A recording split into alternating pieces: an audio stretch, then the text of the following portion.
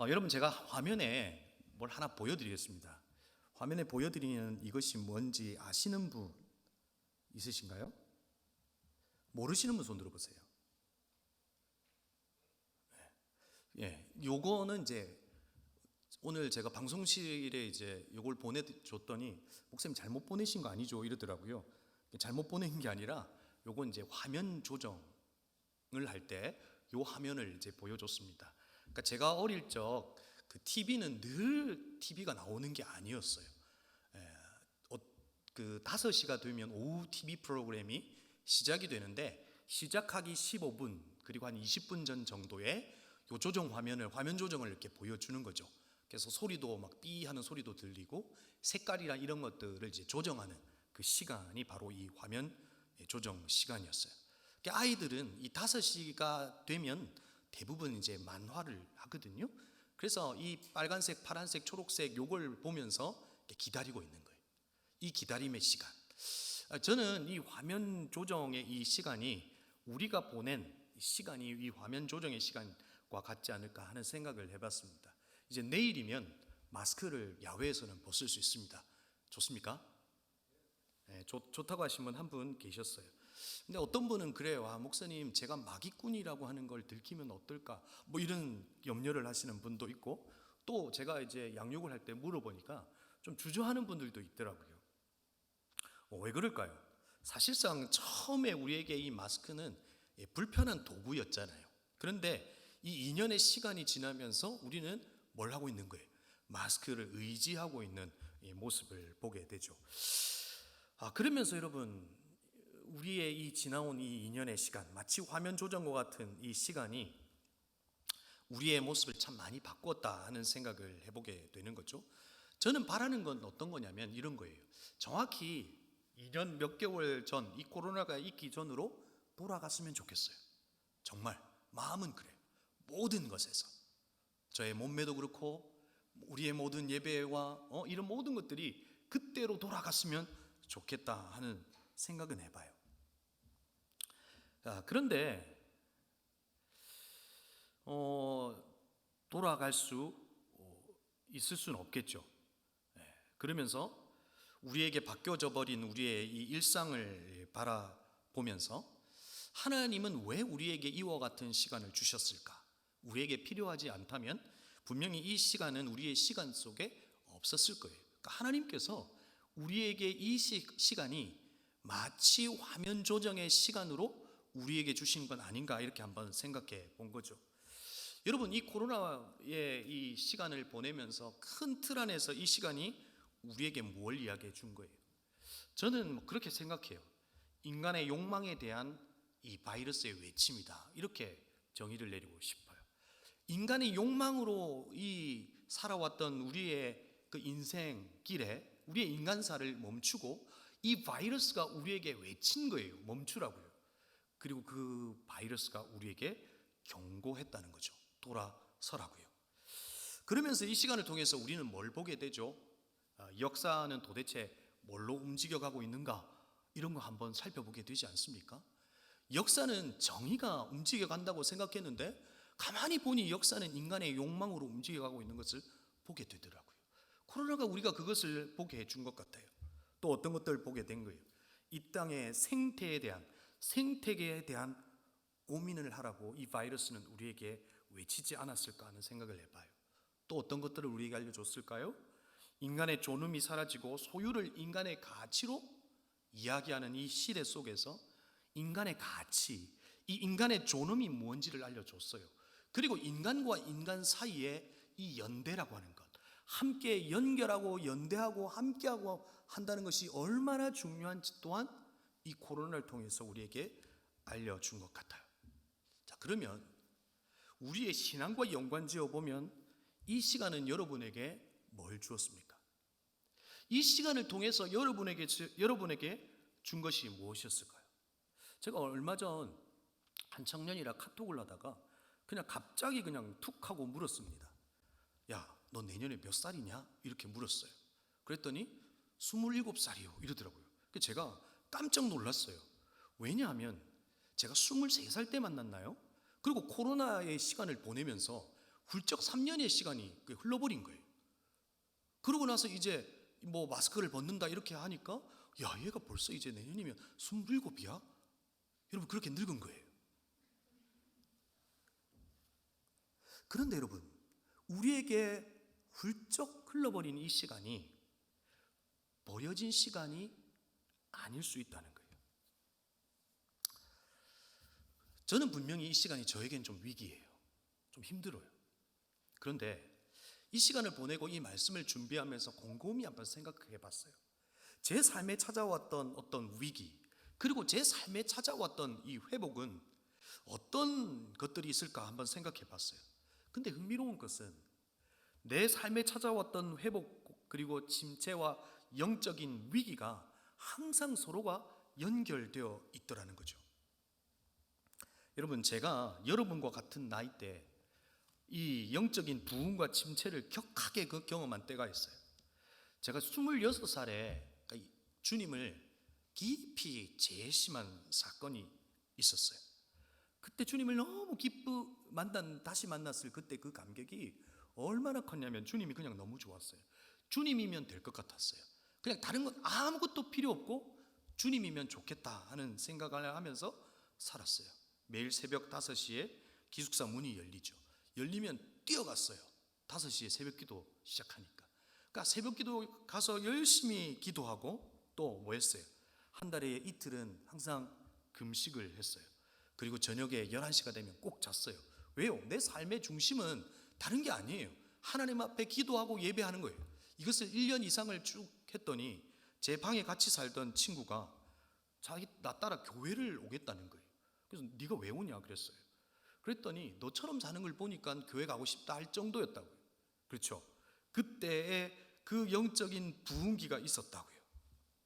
그런데 이내 나에게 영적인 침체가 찾아와요. 영적인 위기가 찾아오더라고요. 분명히 그때는 하나님께서 내가 주님 앞에 부르짖을 때에 하나님은 내 기도에 응답하셨어요. 그리고 가끔은 응답하지 않을 때가 있으셨어요. 그럼에도 불구하고 하나님과의 눈 마주침은 한 번도 떨어뜨린 적이 없어요. 하나님은 내 기도에 응답하지 아니하셔도 하나님은 나의 하나님이라고 하는 확신 가운데 있었다고요. 그런데 제 삶에 이제 영적 침체기가 점점 찾아와요. 가정에 문제가 있고 자신감과 자존감이 바닥을 쳐요. 무엇을 하고 먹고 살아야 하나 하는 고민을 막 하기 시작하죠. 그러니까 여러분들이 지금 이때 하는 그 고민을 동시에 하고 있었던 거죠. 그리고 나서 목이 아파오기 시작했어요. 그리고 목소리가 나오지 않습니다.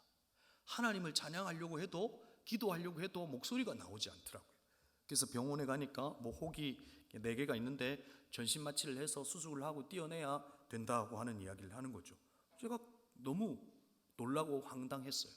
여러분, 저에게 생겼던 그 혹은 왜 생겼을까요? 하나님, 저에게 이것이 필요합니다. 그래서 주님이 주신 거예요. 아니요. 주님 앞에 열심히 부르짖었더니 이 목이 그냥 가버린 거예요. 그런데 여러분, 그때 제 마음에 찾아온 건 하나님에 대한 섭섭함이에요. 그래서 하나님 앞에 그때로부터 원망하기 시작합니다.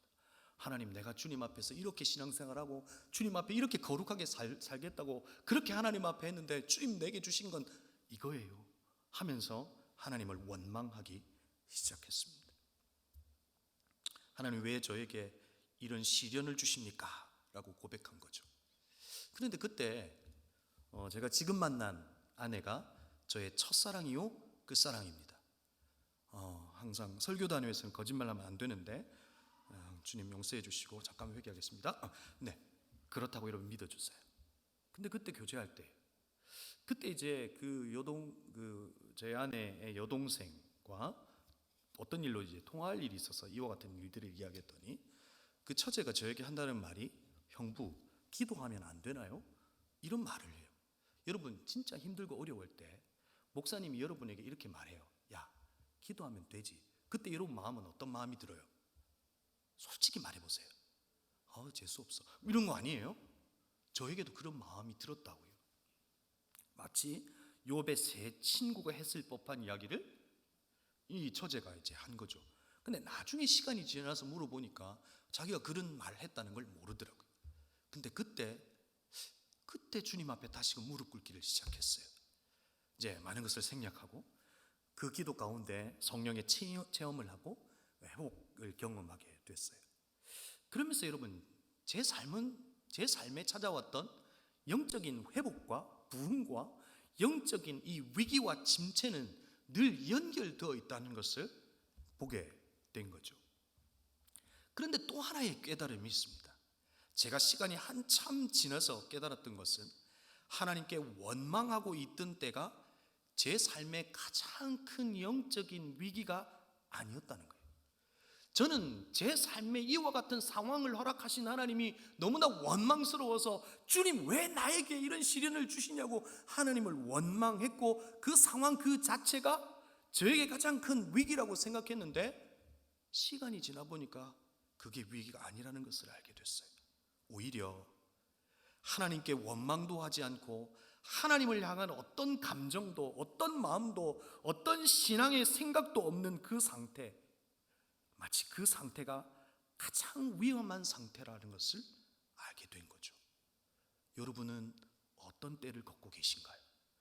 혹여나 여러분의 삶에 찾아왔던 뜻밖의 일로 말미암아 여러분의 하나님을 향하여 원망하고 있다면 기회가 있는 겁니다. 그런데 그 하나님에 대한 원망의 마음조차도 없는 몸이 건조한 마치 사막과 같은 마음의 상태, 하나님의 존재 자체도 인정하고 싶지 않는 그 마름의 상태이라면 사실상 이게 가장 큰 위기라는 거예요. 여러분, 코로나를 보내면서 우리의 신앙을 지탱해 주었던 것들이 얼마나 고마운지 몰라요. 예배가 우리의 신앙을 지탱해 주었고, 목장이 우리의 신앙을 지탱해 주었고, 우리의 목자가 우리의 신앙을 지지하고 지탱해 주었고, 그리고 목사님이 이 전해지는 이 한 말씀이 여러분의 신앙을 지탱해 주었다는 것을 알게 되었어요. 그런데 이것과 멀어질 때 우리에게 무엇이 찾아오는 거예요? 영적 침체기가 찾아오더라는 거예요. 하나님과의 관계가 멀어지더라는 거예요. 처음에는 하나님에게 원망도 했지만 이제는 원망도 할 수 없는 그런 바로 몸이 건조하고 사막화가 되어버린 우리의 영혼의 상태를 발견하게 되더라는 거죠. 여러분, 혹여나 여러분 그런 영적 위기 가운데 있다면 오늘 이 말씀을 붙잡을 수 있기를 바라요. 혹여나 내게 그 영적 위기가 뭔지를 모르겠다면 제가 여러분 영적 위기를 판단할 수 있는 것을 여러분에게 알려드릴게요. 오늘 목사님의 이야기를 들었어요. 성도님이요, 목사님의 생일에 이제 문자를 보낸 거죠. 그러니까 여러분도 뭐 생일 되면 누구에게 문자도 보내고 저에게도 보내잖아요. 문자를 보냈는데 이렇게 문자를 보냈대요.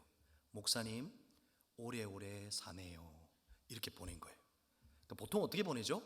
목사님 오래오래 사세요. 이렇게 보내야 되잖아요. 근데 이게 이제 잘못 친 거예요. 오타예요, 오타. 목사님 오래오래 사네요. 이렇게 보낸 거예요.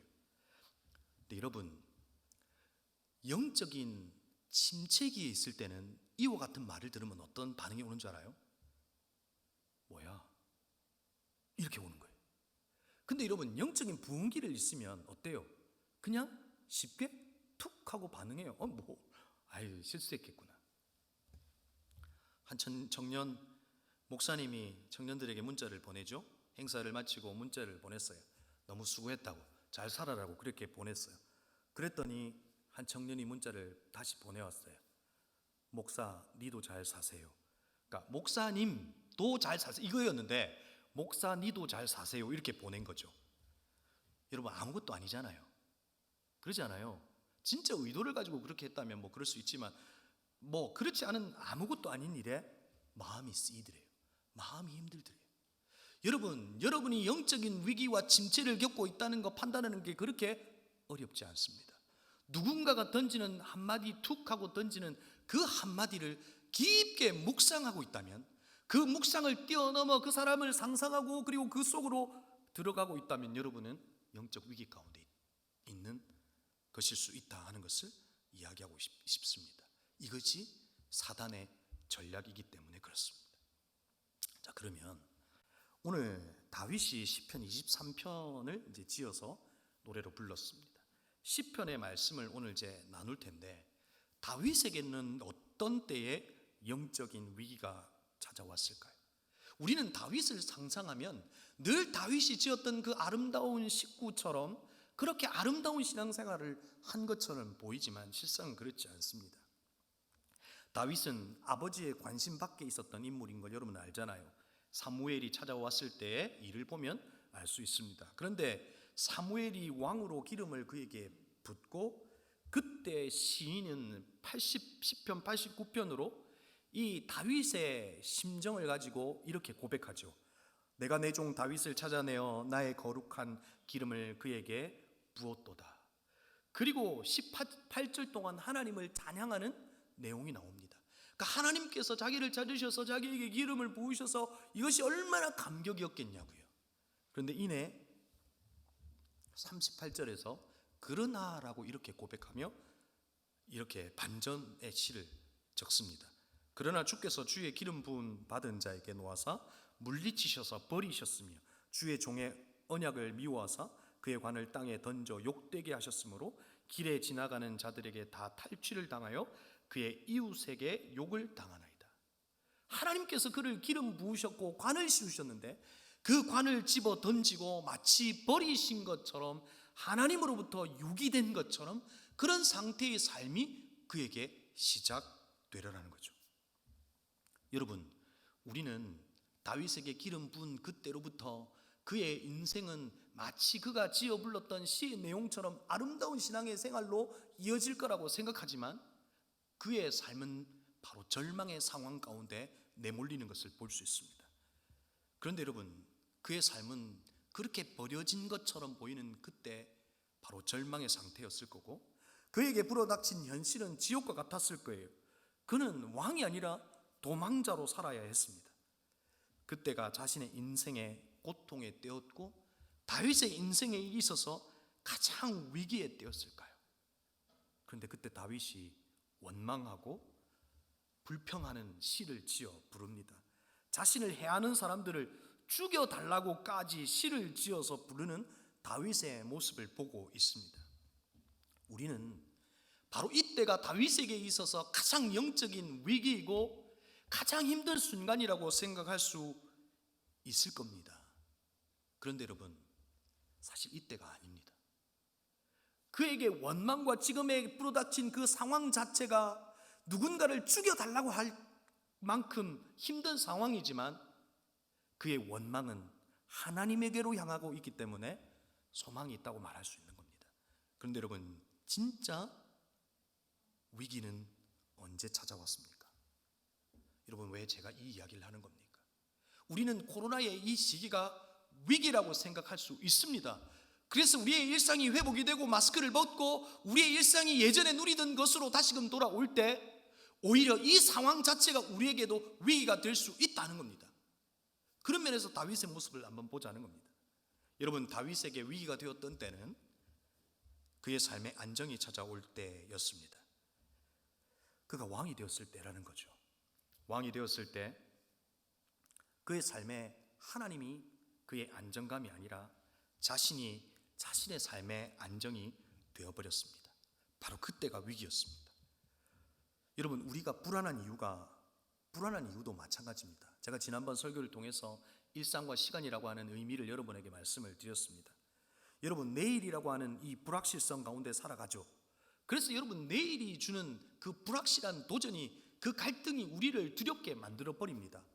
그러나 우리의 일상과 우리의 순간이 하나님의 영원성에 잇대어 하나님에게 우리의 인생이 포함되어 있다는 그 사실은 오늘을 살아가는 의미를 하나님께서 바꾸어 놓으셨다고 이야기했습니다. 내일이 불확실한 것이 아니라 내일의 주인이 하나님이시고 내일은 하나님이시기 때문에 우리는 가장 확실한 오늘을 살아갈 수가 있습니다.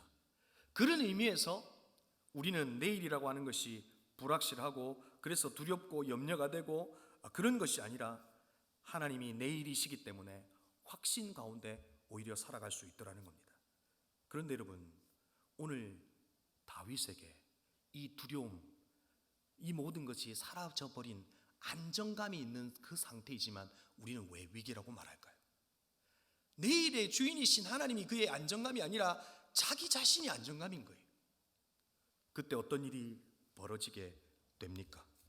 여러분 잘 아시다시피 우리아의 아내 밧세바를 간음하게 되죠. 우리아를 전쟁터로 보내고 살인까지 하게 됩니다. 밧세바를 통해서 아이를 낳게 되죠. 그런데 여러분 그것이 죄인지 알지 못하고 그냥 그렇게 살아가 버립니다. 예전에는 하나님 앞에 그렇게 민감했던 다윗이, 그 하나님의 세미한 음성에도 응답했던 다윗이 이제는 엄청나고 굵은 죄를 짓고 있으면서도 그것을 인지하지 못합니다. 그것을 알지도 못한 채 살아가고 있다는 겁니다. 그런 의미에서 차라리 그가 마치 도망자가 되어서 하나님을 원망하고 했던 그때가 삶의 가장 큰 위기가 아니라 죄인지 아닌지 그 영적인 눈과 귀가 어두워진 이 상태, 습관적 신앙을 따라 하나님 앞에 예배하고 제사는 하고 있으나 그 하나님의 세미한 음성에 반응할 수 없는 바로 가장 안정된 시기가 그의 인생에게 가장 큰 위기라는 거죠. 예레미야 22장에 이스라엘 백성을 향하여 하나님께서 그들의 죄를 지적하십니다. 여러분 우리 22장 21절 말씀 함께 한번 읽어볼까요? 함께 읽겠습니다.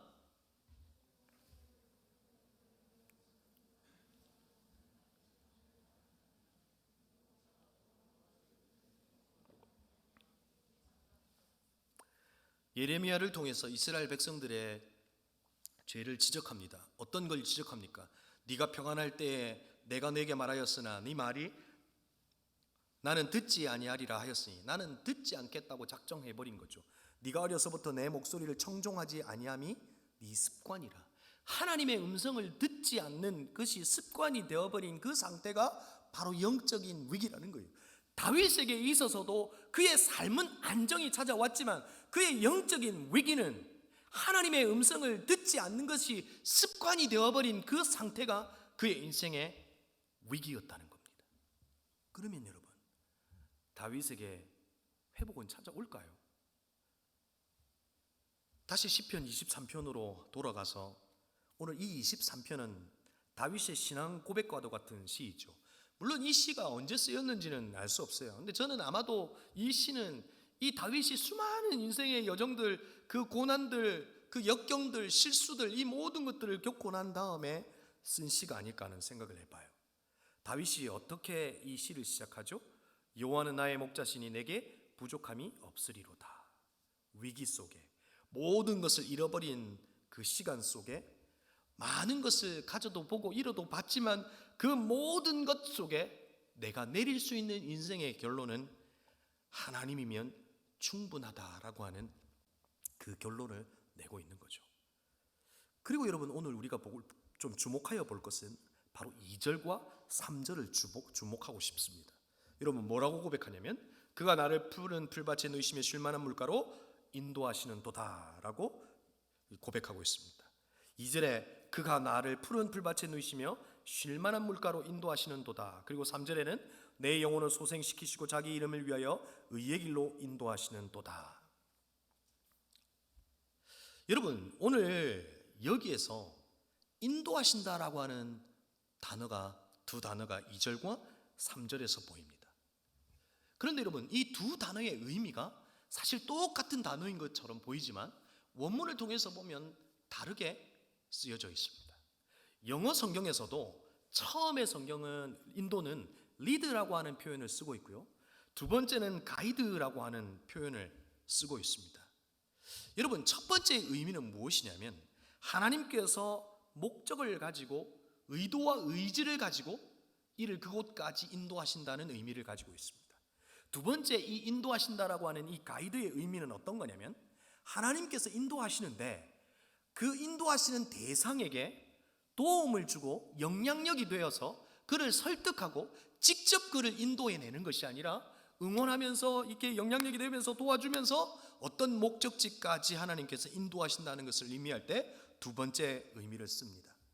한 신학자는 이 부분을 해석하면서 2절은 육적인 부분에서 인도하심을, 3절은 영적인 부분에서 인도하심을 설명하기도 합니다.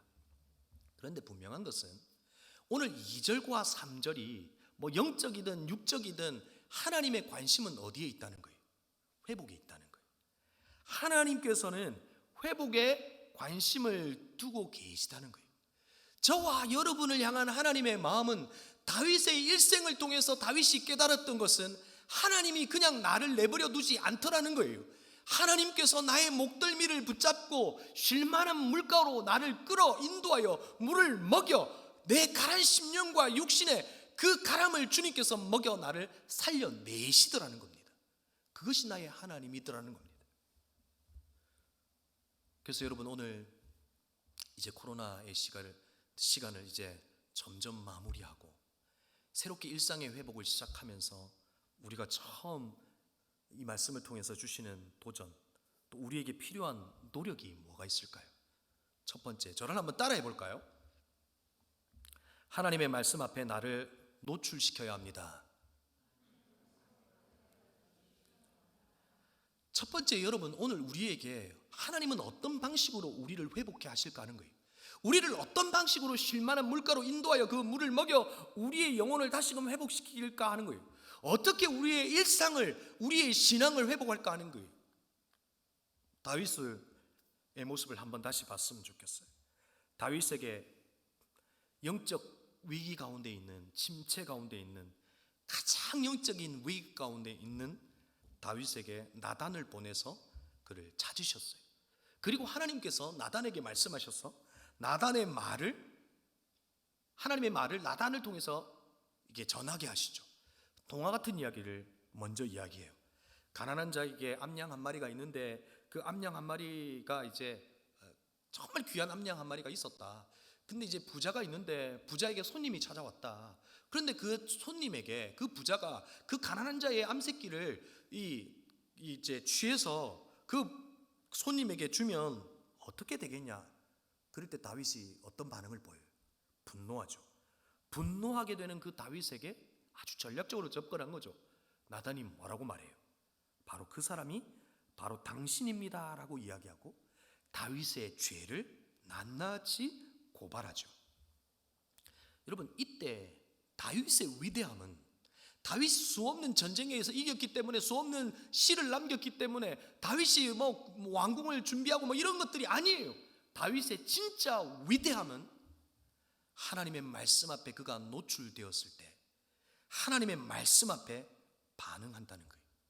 사울과 가장 큰 차이점은 사울은 하나님의 말씀을 무시하지만 다윗은 사무엘하 12장 13절에서 내가 여호와께 죄를 범하였노라 라고 하나님의 말씀에 노출된 자기 자신을 바라보면서 그것이 죄였노라고 인정하는 모습을 보게 되는 거죠.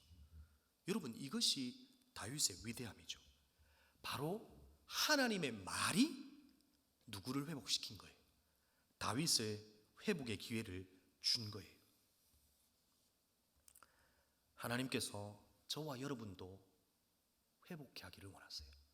영적 침체기 가운데 그냥 내버려 두지 아니하시고 우리를 설득하시고 인격적인 말씀으로 우리에게 말씀하셔서 우리를 회복해 하기를 원하세요. 하나님의 말에, 하나님의 말씀에 외면하거나 무시하지 마시고 하나님의 말씀 앞에 저와 여러분을 노출시키셔서 우리를 소생케 하시는 하나님을 만나는 저와 여러분이 되기를 주의 이름으로 축복합니다. 여러분, 얼마 전에 그 토르 있잖아요. 토르를 보고 있는데 토르의 모습이 마치 우리의 모습과 같다는 생각을 하게 됐어요. 그 토르가 뭘 들고 있죠? 망치죠. 근데 망치는 누구만 들 수 있어요? 토르만 들 수 있잖아요. 심지어 헐크도 그 망치를 못 들더라고요. 그런데 여러분, 왜 저 모습 속에서 우리의 모습을 발견했을까요? 가끔은 우리에게 하나님의 말씀으로, 하나님의 말의 묶음으로, 하나님의 약속의 말씀으로 주셨던 하나님의 말씀이 마치 토르의 망치와 같다는 생각을 하게 된 거예요.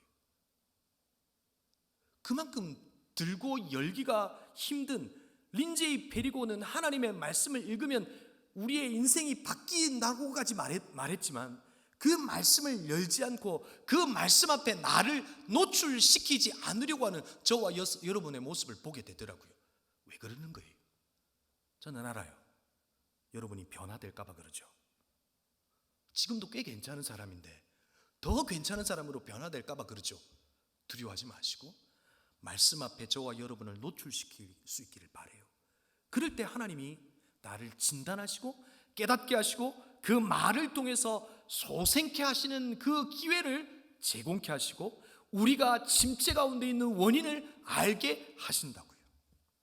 내 영혼을 소생시키시고 자기 이름을 위하여 의의 길로 인도하시는 도다. 여러분, 놀라운 일 아니에요? 3절에서 보면 영적 침체 가운데 있던 이를 주님께서 소생시키시고 자기 몸뚱아리 하나 겨우 붙들고 살아갔던 그 인생이 이제 나의 이름이 아니라 그의 이름을 위하여 의의 길로 인도하시는 것을 경험하게 되죠. 그것으로 끝나지 않죠. 여러분, 사망의 음침한 골짜기로 가고 있는 것을 보게 되죠. 하나님께서 그를 붙들어 사망의 음침한 골짜기에 놓으신 것이 아니라 그의 영혼이 소생케 되고 영적인 침체기를 뚫고 일어나 다시금 사망의 골짜기를 갈 수 있는 힘까지도 주시더라는 거예요. 그러면서 그 사망의 음침한 골짜기를 가고 있지만 그는 무엇을 경험해요? 하나님이 함께 하신다는 걸 경험하고 있는 것을 보게 되죠.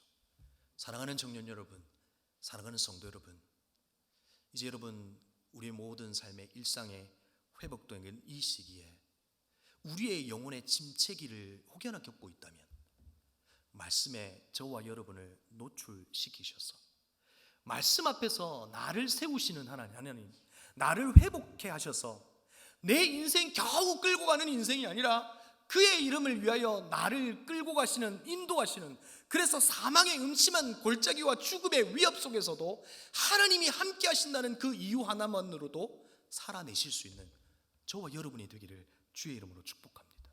주님이 그렇게 저와 여러분을 기대하신다는 거예요. 두 번째, 이 시간을 통해서 우리는 어떤 노력을 기울여야 할까요? 우리는 회복 탄력성을 키워야 합니다. 여러분, 제가 계속해서 일상의 회복이라는 단어를 쓰고 있습니다. 내일이면 마스크를 벗고 예전의 일상으로 돌아가게 되죠. 우리 일상은 관성에 의해서 과거의 일상의 모습을 곧 회복할 겁니다. 우리에게 지나왔던 이 2년이 넘는 이 시간은 곧 잊어버릴 겁니다. 우리 인간은 망각의 동물이에요. 금방 잊어버리고 예전에 있던 그 모습으로 금방 돌아갈 거예요. 관성이죠. 야구장에 가서 처음에는 삐뚤빼뚤하면서 내가 응원해야 되나? 뭐 이런 생각을 할 거예요. 이내 곧 마스크를 제끼고 응원하고 있을 겁니다. 5월 2일 KT와 롯데의 야구가 있습니다. 혹시 함께 하실 분 있으면 저에게 연락 주시면 함께 하겠습니다. 오늘 설교 중에 간접 광고 잠깐 들어갔습니다. 그런데 여러분, 우리의 일상은 이렇게 관성에 의해서 쉽게 돌아가 버립니다. 그런데 우리의 영적 상태는 이 관성의 힘으로 돌아가지 않더라는 거예요. 관성으로 그때를 갈망할 수는 있습니다. 그때가 좋았지. 그런데 그때로 돌아가지 않더라는 거예요. 우리에게 필요한 것이 바로 이 회복 탄력성이라는 겁니다. 최근 게일 가젤이 쓴 하버드 회복 탄력성 수업이라고 하는 책을 읽고 있습니다. 그냥 제목이 재밌어서 그냥 구입했는데 재밌더라고요. 그 책의 저자는 회복 탄력성을 이렇게 정의 내리죠. 인생의 역경과 도전에 맞설 때 마음의 원천에서 필요한 자원을 끌어올 수 있는 내적인 능력이 이 회복 탄력성이라고 이야기해요. 그러면서 제가 무릎을 쳤습니다. 그러기 위해서 우리에게 찾아오는 역경과 이 침체를 긍정적으로 바라봐야 된다, 뭐 이런 이야기를 하고 있어요. 근데 여러분, 이것을 신앙으로 풀면 어떻습니까? 다윗의 이 회복 탄력성, 자기가 그 회복을 위해서 마음의 원천이 되었던 건 뭘까요? 저는 오늘 다윗이 고백하고 있는 이 6절의 말씀이 아닐까 하는 생각을 해봅니다.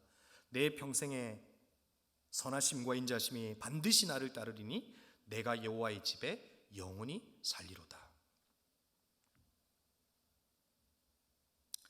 다윗은요, 자기가 영적인 침체를 겪고 있을 때 그 위기 속에 자기는 선하시고 인자하신 그 하나님, 변치 아니하시는 그 하나님에 대한 그 성품을 바라보고 나를 회복케 하는 회복의 원천이 바로 주님의 선하심과 인자하심이라고 하는 그 하나님의 성품이라고 하는 것을 깨닫고 그분을 주시하고 그분을 바라보고 그 속에서 회복을 맛봤을 겁니다.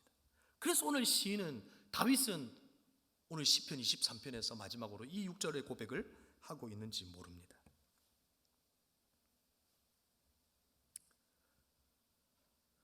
역경 가운데, 침체 가운데 바로 선하시고 인자하신 하나님을 신뢰하는 겁니다.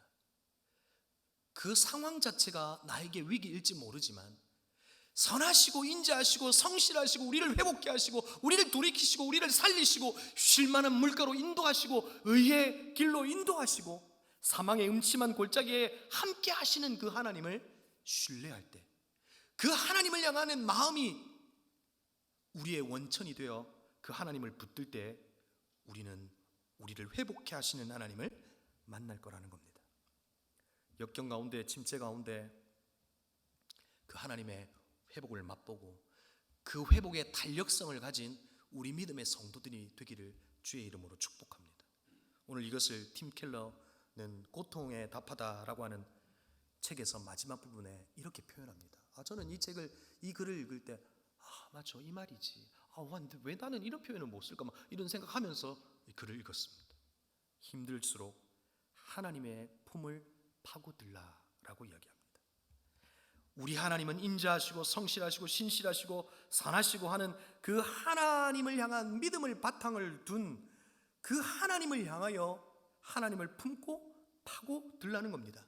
마치 어린 아이처럼 내 삶에 역경이 있고 침체가 있지만 얼굴에 철판을 깔고 그 신실하시고 인자하신 하나님에게 그냥 얼굴을 파묻으라는 겁니다. 그러면 회복해 하시겠다는 겁니다. 그런 상황이 왔을 때 힘들수록 하나님의 이 품을 파고드는 그 연습을 해보라는 겁니다. 이것이 회복 탄력성에 있어 우리에게 중요한 것일 수 있다는 이야기를 팀 켈러 또한 우리에게 해주고 있는 겁니다. 오늘 말씀을 마무리하면서 팀 켈러가 이 부분을 써내려가면서 마지막 시편 42편 이야기를 이야기합니다. 오늘 이 말씀이 여러분에게 마지막 말씀으로 도전이 될 거라고 생각합니다. 우리 한 목소리로 시편 42편 말씀을 함께 읽겠습니다. 가끔 제가 이 화면 속에서 나타나는 제 모습을 이렇게 보면 깜짝깜짝 놀랍니다. 머리가 이렇게 내려와 있잖아요. 여러분, 절대 이게 컨셉이 아닙니다. 의도를 가진 것이 아닙니다. 지가 내려온 겁니다. 이런 걸 보고 한 청년이 저보고 목사님 머리 안 감은 줄 알았어. 그 이야기를 해서 지금 제가 상처가 됐고 영적인 침체기 가운데 그 말을 들었거든요. 컨셉이 아니다. 42편 우리 함께 읽겠습니다. 한 절씩 교독하며 보겠습니다. 하나님이여, 사슴이 시냇물을 찾기에 갈급함 같이 내 영혼이 주를 찾기에 갈급하니이다.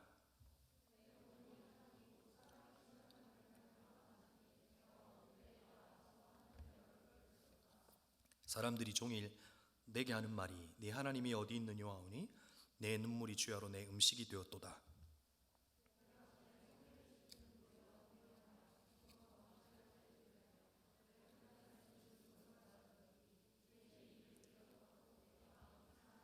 함께 읽겠습니다. 내 영혼아, 내가 어찌하여 낙심하며 어찌하여 내 속에 불안해하는가. 너는 하나님께 소망을 두라. 그가 나타나 도우심으로 말미암아 내가 여전히 찬송하리로다. 여러분, 시편 42편은 오늘 우리가 보고 있는 이 말씀은 처음 시작이 하나님이여 사슴이 시냇물을 찾기에 라고 되어 있지만 원문의 시작은 내 영혼아 라고 시작하고 있습니다. 이 시를 적은 시인은 자기 자신에게 말을 걸고 있는 겁니다. 내 영혼아. 마틴 로이드 존스 목사님은 이 부분을 이야기하면서 이렇게 이야기합니다. 낙담과 좌절을 겪는 이들에게 좋은 전략이 있는 시가 바로 이 시인데, 이 시를 통해서 그가 우리에게 도전해 주는 건 뭐냐면 자아가 말을 걸게 하지 말고 우리가 자아에게 말을 걸어야 한다라고 이야기합니다.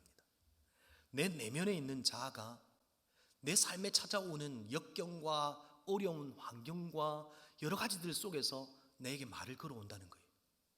온갖 궤변을 늘어놓고 내 지금 삶의 모습을 합리화한다는 거예요. 지금 내가 겪고 있는 이 영적인 침체는 이유가 있다라고 말해버린다는 겁니다. 그러기 전에 내 영혼에게 내 스스로가 먼저 말을 걸으라는 겁니다. 내 영혼아, 승재야. 그런데 여러분, 내 영혼에게 그 말을 걸면서 오히려 나를 더 엄격하게 바라보라는 겁니다. 자신에게 저항하고 악마와 세상에게 저항하여 말하라는 겁니다. 내 내면의 음성을 통해서 하나님이 어디 있느냐, 소망이 어디 있느냐 물어보면 그 영혼의, 그 내면의 소리에 굴복하지 말고 고백하라는 겁니다. 저항하여 고백하라는 겁니다. 하나님께 소망이 있다라고 고백하라는 겁니다. 내 상황은 도대체 하나님이 계시지 않는 것처럼 내 내면이 울리고 있는 그 말과 동일하게 그런 것 같지만 거기에 동의하지 말고 하나님이 소망이 되신다, 하나님이 희망이다, 하나님이면 된다, 하나님이 목자다 라고 하는 그 고백을 입으로 말하라는 겁니다. 하나님의 품에 파고들어 하나님이 나의 충분이잖아요, 하나님이 나의 전부잖아요, 하나님이 나의 회복의 기회잖아요, 하나님이 나를 살릴 수 있는 유일한 소망이시잖아요 라고 고백하며 그분의 품에 파고들라는 겁니다. 그때 하나님은 우리를 회복케 하실 겁니다. 그때 하나님은 그렇게 반응하는 우리의 삶의 모습이 회복 탄력성이 되어 우리에게 찾아오는 수없는 앞으로의 역경과 고난 속에, 여러분 고난 엄청 많아요. 별거 아니에요. 고난 엄청 많을 거라고요. 힘들 거라고요. 가시와 엉겅퀴가 수두룩했다고요. 그런데 그때 여러분이 보낸 시간 속에서 여러분 안에 내재해 있는 이 회복의 탄력성으로 하나님이 나의 소망이시다라고 하는 그 믿음의 고백 가운데 다시 일어나 그 역격은 여러분의 신앙의 아름다운 이야기가 되고 간증이 될 겁니다. 일상의 회복이 시작되는 이때 우리의 삶이 돌아가는 것에 안주하지 마시고 여러분의 영혼의 모습을 살펴보셔서 다시금 우리의 영적인 짐체와 우리의 모습이 정말 주님이 기뻐하시는 영혼의 모습으로 회복될 수 있고 하나님의 그 소생케 하시는 그 놀라우신 은혜를 경험하는, 그래서 우리의 삶이 새롭게 되고 새 힘으로 이 5월을 시작하는 저와 여러분이 되기를 주님의 이름으로 축복합니다.